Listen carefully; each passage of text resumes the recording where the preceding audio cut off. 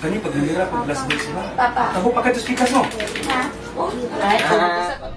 Atol sa Oplan Cotica nga gipahigayon sa Philippine National Police Panabo, walay natala nga nagdala og mga hinagiban sulod sa mga imnanan. Apan adunay 11 ka mga minor de edad ang na-rescue sa City Social Welfare and Development Office sulod sa Internet Cafe.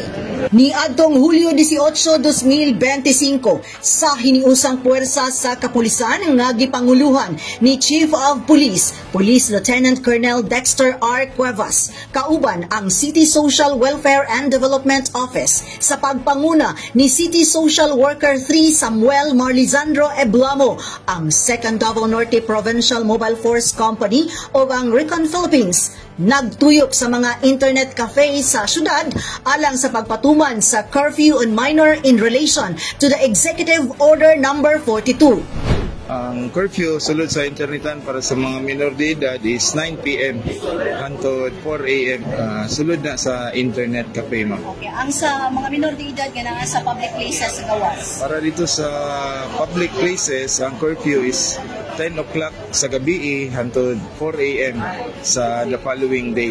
In all public places na siya, mga basketball court, park, mga business establishment. Ang pagpatuman sa curfew on minors adunay dakong kalabutan sa paghatag og seguridad sa mga kabataan nga sila mahilikay sa mga peligro sa kagabhion ug mapukusan ang pagtuon alang sa ilang kaugmaon. Sa susamang higayon, gibisita sa maong grupo ang mga night bars o establishments kung diin gatanyag og mga ilimnon nga makahubog o gipatuman ang Oplan Kapkap alang sa mga kalalakihan aron masiguro nga walay nagdala nga mga hinagiban atol sa ilang paglingaw-lingaw sa maong imnanan.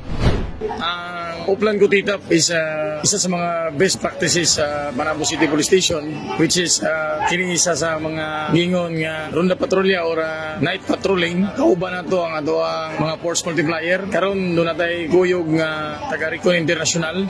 Di mukuyog sila every katong patrolya, ronda patrolya sa gabi o katong mga operation kapkap diya sa mga imnanan, dito sa pagpatigayon o curfew on minors, dito sa mga videoke bars, KTV bar o katong mga internet cafe.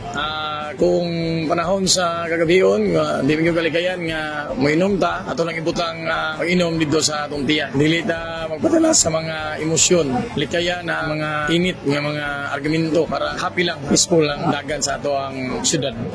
Dugang pa ni Police Lieutenant Colonel Cuevas nga ang maong operasyon ginahimo matag gabi sa mga kapulisan aron sa pagmintinar sa kahapsay sa maong dapit.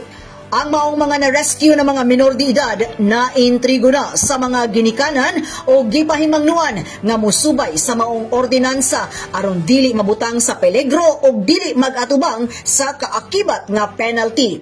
O ang kapulisan padayon sa pagpatuman sa Oplan Cotica alang sa peace and order sa Panabo City.